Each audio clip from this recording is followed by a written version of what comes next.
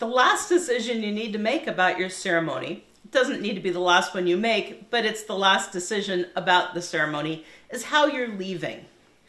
Many brides have a picture in their heads of coming out of the church doors in the sunny blue sky and bubbles or rice or doves. And that's great. Seize what it is you picture making that magical moment on your wedding day and plan for it to happen. Sure, the sun might not be shining, but it doesn't matter.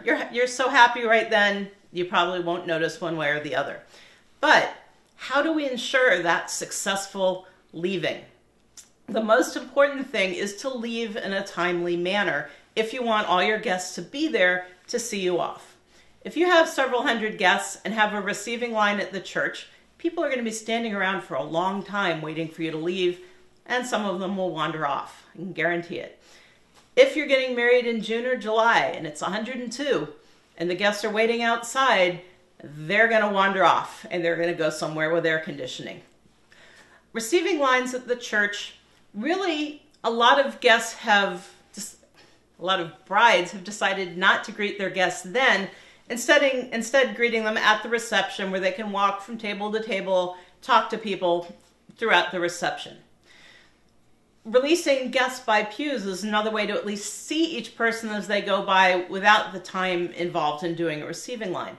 So if you really want that big leaving, cheering, throwing things exit, sweeping into your limo or limo bus, just be sure you plan to leave in a fairly expedient manner and to provide the bubbles or whatever it is that you're planning to distribute.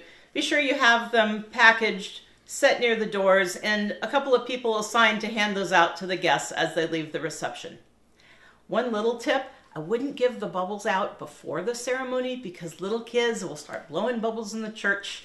Churches frown on that, so you might just watch out for not distributing those until after the ceremony.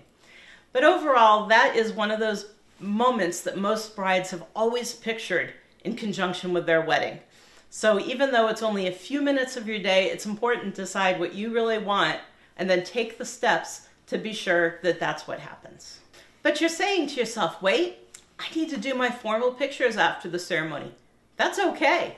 Leave, bubbles, confetti, cheering, limo, drive around the block, come back in, do your formal pictures. It works great.